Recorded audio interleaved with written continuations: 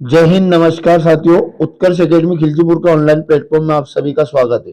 दोस्तों, आप सभी जानते हैं एसएसजीडी 2022-23 के लिए अति महत्वपूर्ण टॉप 20 प्रश्नों की हमारी जो जीके की सीरीज चल रही थी, आज उसका हम लोग 9वां पार्ट डिस्कस करेंगे।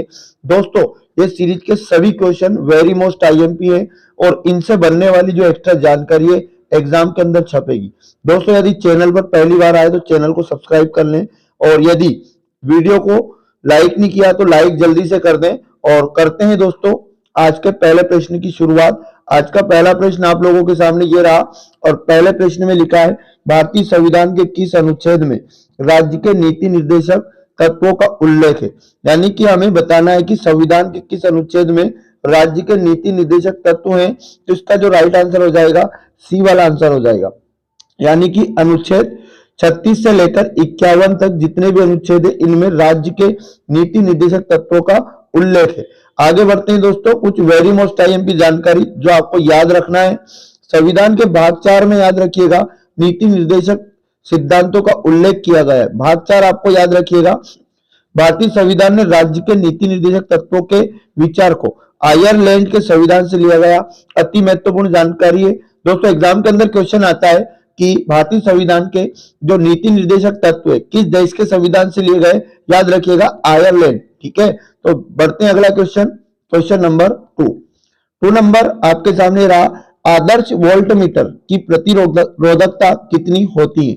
चार ऑप्शन आपके सामने दिए गए हैं। आदर्श वोल्टमीटर की प्रतिरोधकता बतानी है तो इसका जो राइट आंसर हो जाएगा दोस्तों सी वाला, असीमित। यानी दोस्तों जो आदर्श वोल्टमीटर होता है इसकी प्रतिरोधकता असीमित होती है। आगे बढ़ जाते हैं next question, question number 3, Ahmadiyya आंदोलन कहां हुआ था। वेरी मोस्ट आईएमपी लगाइएगा दोस्तों, वेरी मोस्ट आईएमपी। अहमदिया आंदोलन कहां हुआ था। चार ऑप्शन आपके सामने, सही जवाब हो जाएगा पंजाब। पंजाब में हुआ था दोस्तों अहमदिया आंदोलन। आगे कुछ इंपॉर्टेंट जानकारी वेरी मोस्ट आईएमपी, पंजाब के गुरदासपुर में यह आंदोलन हुआ था। और वेरी मोस्ट आईएमपी बात ये याद रखना, 23 मार्च 1889 को यह आंदोलन हुआ था। यह जानकारी भी अति महत्वपूर्ण है। बढ़ते हैं दोस्तों अगला क्वेश्चन, 4 नंबर में लिखा है 1857 ईस्वी में बरेली विद्रोह का नेता कौन था। वेरी मोस्ट आईएमपी क्वेश्चन है दोस्तों। बरेली विद्रोह का नेता बताना है, खान बहादुर ने। दोस्तों 1857 ईस्वी का जो विद्रोह हुआ था इसमें जगह जगह विद्रोह किए थे जो हमारे क्रांतिकारी थे उनने। तो दोस्तों जो बरेली में विद्रोह किया था वो खान बहादुर ने किया था। अब अति महत्वपूर्ण जानकारी जो आपको दिमाग में छापना है, किसने कहां से विद्रोह किया था। दोस्तों 1857 ईस्वी के विद्रोह के महत्वपूर्ण नेता हम लोग यहां पर डिस्कस करेंगे। पहला आपको याद रखना बैरकपुर। दोस्तों मंगल पांडे ने यहां से विद्रोह किया था। लखनऊ से विद्रोह किया था बेगम हजरत महल ने। और झांसी से विद्रोह किया था दोस्तों रानी लक्ष्मीबाई ने। और बिहार से विद्रोह किया था कुंवर चैन सिंह ने। आगे यदि बात करें कानपुर से विद्रोह किया था नाना साहब और तात्या टोपे ने। और मंदसौर से जो विद्रोह किया था दोस्तों फिरोज शाह। तो ये अति महत्वपूर्ण जानकारी जो आपको दिमाग में छाप लेना है। दोस्तों यदि वीडियो अच्छा लगता है तो लाइक शेयर करना ना भूलें। बढ़ते हैं अगले प्रश्न की ओर। अगला क्वेश्चन आपके सामने ये रहा, 1857 निम्नलिखित में से कौन एक प्रसिद्ध भारतीय शास्त्रीय नृत्यांगना है। दोस्तों ये 1857 यहां पर नहीं होगा, आपको सिर्फ इतना बताना है निम्नलिखित में से कौन एक प्रसिद्ध भारतीय शास्त्रीय नृत्यांगना है। चार ऑप्शन आप लोगों के सामने है तो जिसका राइट आंसर आ जाएगा दोस्तों सोनल मानसिंह। अति महत्वपूर्ण है, सी इसका सही जवाब हो जाएगा। जो सोनल मानसिंह है दोस्तों याद रखना प्रसिद्ध भारतीय शास्त्रीय नृत्यांगना है। वेरी मोस्ट आईएमपी जानकारी आप समझिएगा दोस्तों। सोनल मानसिंह दोस्तों एक भारतीय शास्त्रीय नर्तक हैं। इनका जन्म कहां हुआ था तो मुंबई में। सोनल मानसिंह का जन्म याद रखिए मुंबई में हुआ था। बढ़ते अगला क्वेश्चन 6 नंबर, क्वेश्चन नंबर 6 में हमें निम्नलिखित का मिलान कीजिए। देश और उनकी मुद्राएं दी गई है दोस्तों, तो जो इसका राइट आंसर हो जाएगा सी वाला सही जवाब हो जाएगा। मैं आप लोगों को बता दूं यहाँ थोड़ा मिसप्रिंट हुआ, यानी इसका सही जवाब सी वाला है। पहले का सी होगा मतलब बांग्लादेश की मुद्रा हो जाएगी दोस्तों टका। और म्यांमार की जो मुद्रा हो जाएगी क्याट हो जाएगी। और मालदीव की अगर बात करें मुद्रा की तो ये वाला हो जाएगा बी वाला ऑप्शन, यानी कि रुपया हो जाएगा। और भूटान की यदि बात करें तो दोस्तों मैं आप लोगों को बता दूं भूटान की मुद्रा हो जाएगी नगुलत्रम। तो ये जानकारी वेरी मोस्ट आईएमपी थी जो आप लोगों को याद रखना है। बढ़ जाते हैं आगे, आगे बढ़ जाते हैं नेक्स्ट क्वेश्चन 7 नंबर। किसी भी दोषी व्यक्ति को क्षमा, अनुदान या उसकी सजा का निलंबन या परिहार करने की शक्ति को प्राप्त है। चार ऑप्शन आप लोगों के सामने दिए गए हैं, सही जवाब हो जाएगा ए वाला, यानी कि राष्ट्रपति इसका सही जवाब हो जाएगा ए वाला। दोस्तों मैं आप लोगों को बता दूं कि राष्ट्रपति को कोई भी व्यक्ति, राष्ट्रपति किसी भी व्यक्ति को क्षमा कर सकते हैं, अनुदान या उसकी सजा का निलंबन करने का यह अधिकार होता है दोस्तों राष्ट्रपति के साथ। अब वेरी वेरी मोस्ट टाइम की जानकारी आप समझिएगा दोस्तों, राष्ट्रपति के पास यह जो शक्ति होती है, अनुच्छेद किसके अनुसार होती है एग्जाम में पूछ सकता है, 72 के अनुसार ये शक्ति होती है दोस्तों। इसी प्रकार होता है राज्यपाल के पास दोस्तों। 61वां अनुच्छेद जो है हमारे संविधान का 61 अनुच्छेद जो है राज्य के राज्यपाल को इस प्रकार की शक्तियां प्रदान करता है, मतलब राज्य में राज्यपाल के पास भी इस प्रकार की शक्ति होती है। तो दोनों अनुच्छेद आपके लिए अति महत्वपूर्ण है और ऑप्शन सही जवाब होगा इसका राष्ट्रपति, ये भी सही आपके लिए वेरी मोस्ट एमपी। बढ़ते हैं दोस्तों अगला 8 नंबर। निम्नलिखित दर्रा में से कौन उत्तराखंड में अवस्थित है? वेरी वेरी मोस्ट एमपी लगाइएगा। ये 4 दर्रे आप लोगों को दिखाई दे रहे हैं और इनमें आपको बताना है उत्तराखंड में कौन सा दर्रा है। तो सही जवाब इसका हो जाएगा दोस्तों लिपुलेख।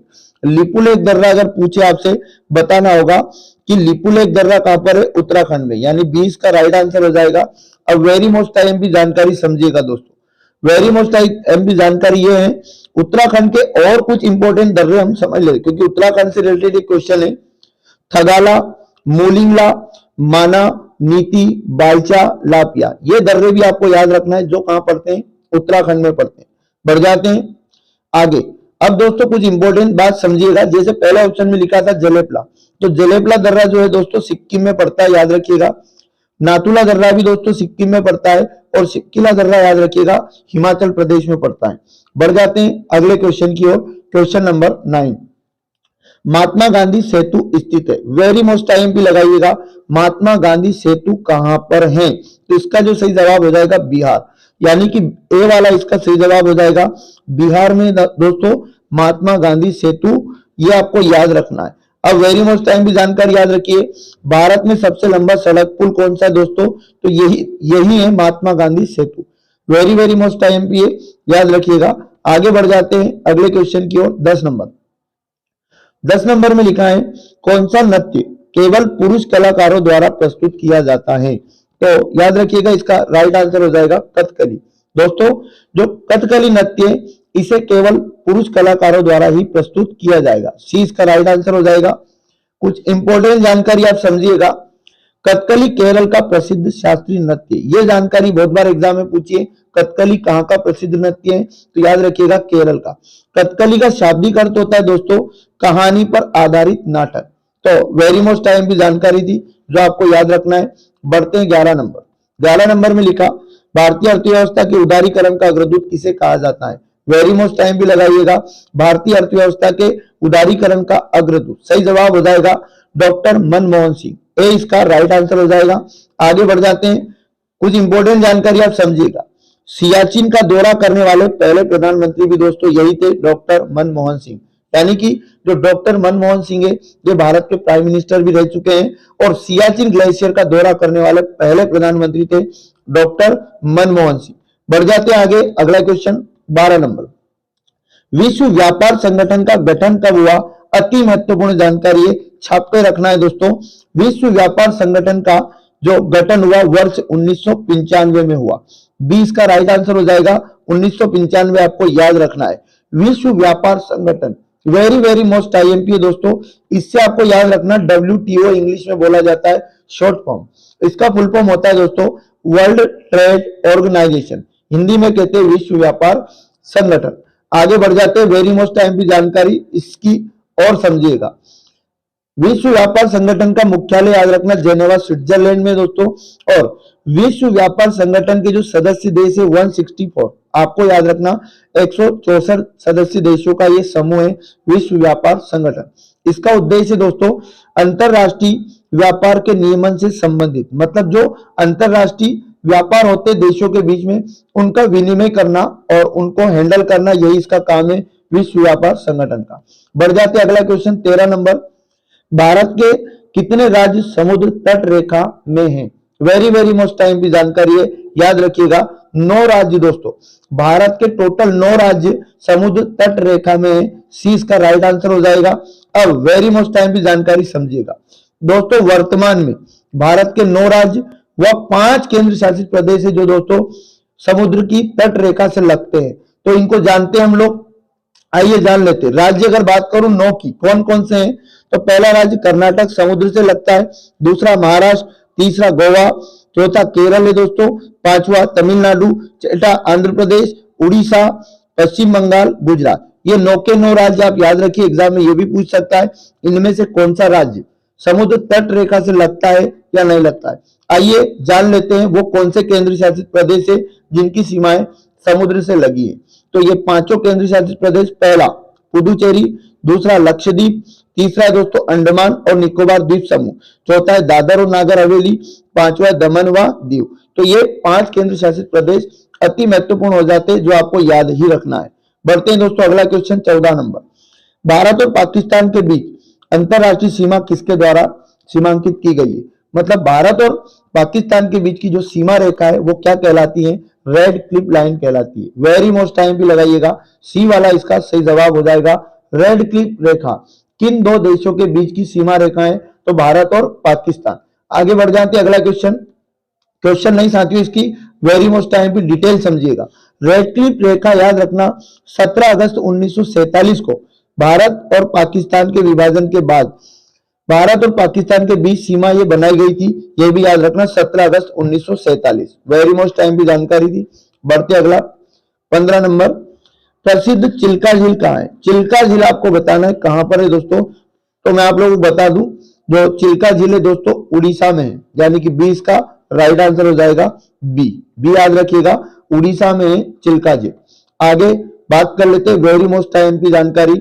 चिल्का झील एशिया की सबसे बड़ी झील है और विश्व की दूसरे नंबर की सबसे बड़ी लवणी झील है। अति महत्वपूर्ण यह फैक्ट भी आपको याद रखना है।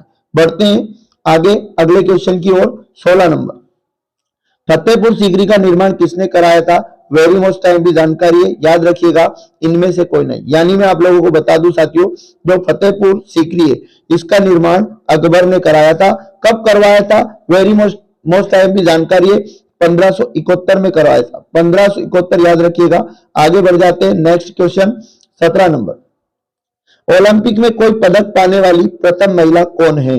4 ऑप्शन आपके सामने दिया गया, तो याद रखिए ओलंपिक में कोई भी पदक पाने वाली प्रथम महिला है दोस्तों कर्णम मल्लेश्वरी। डी इसका राइट आंसर हो जाएगा, डी सही जवाब हो जाएगा। मतलब कर्णम मल्लेश्वरी ने कोई भी पदक पाने वाली प्रथम महिला है दोस्तों कर्णम मल्लेश्वरी ओलंपिक में। आगे बढ़ जाते हैं। आगे अगर 18 नंबर की मैं बात करूं, एक ही व्यक्ति को कितनी बार भारत का राष्ट्रपति बनाया जा सकता है। तो दोस्तों भारतीय संविधान में ऐसा कोई भी प्रावधान नहीं है, एक व्यक्ति कितनी भी बार, कई बार राष्ट्रपति बन सकता है। 20 का राइट आंसर हो जाएगा, कई बार भारत का राष्ट्रपति बन सकता है कोई भी व्यक्ति। आगे बढ़ जाते हैं अगला क्वेश्चन 19 नंबर, भारत एक राष्ट्रीय ध्वज की लंबाई और चौड़ाई का अनुपात क्या है। मतलब दोस्तों इसका क्वेश्चन का मतलब यह है कि भारत का जो राष्ट्रीय ध्वज है उसकी लंबाई और चौड़ाई का रेशियो हमें बताना है। इसका सही जवाब हो जाएगा 3:2, यानी कि 20 का राइट आंसर हो जाएगा। तो भारतीय राष्ट्रीय ध्वज की लंबाई और चौड़ाई का रेशियो याद रखिए 3:2 के अनुपात में बनाया जाता है। आगे बढ़ जाते हैं 20 नंबर और आज का last very most IMP, Ganga Sagar Mela किस राज्य में आयोजित किया जाता है। तो दोस्तों मैं आप लोगों को बता दूं इसका सही जवाब हो जाएगा पश्चिम बंगाल, यानी कि पश्चिम बंगाल में गंगा सागर मेला आयोजित किया जाता है। आगे बढ़ जाते हैं वेरी मोस्ट आईएमपी, पश्चिम बंगाल के बारे में समझिएगा। पश्चिम बंगाल की राजधानी कोलकाता दोस्तों, मुख्यमंत्री ममता बनर्जी और राज्यपाल है जगदीप धनखड़। तो ये थे आज के टॉप 20 क्वेश्चन दोस्तों जो आपके एग्जाम में छपेंगे। दोस्तों मैं फिर से बोल रहा हूं, यकीन मानिए इस क्लास के साथ प्रतिदिन जुड़ जाइएगा और उसके बाद चैनल को सब्सक्राइब कर ले जिससे क्लास का नोटिफिकेशन मिल पाए। और वीडियो अच्छा लगे तो आप लाइक शेयर जरूर करें। आपके एग्जाम के अंदर इनमें से जरूर कोई ना कोई जानकारी छपेगी दोस्तों, इस बात का मैं आपको यकीन दिलाता हूं। मिलेंगे दोस्तों नेक्स्ट वीडियो में, तब तक जय हिंद जय भारत।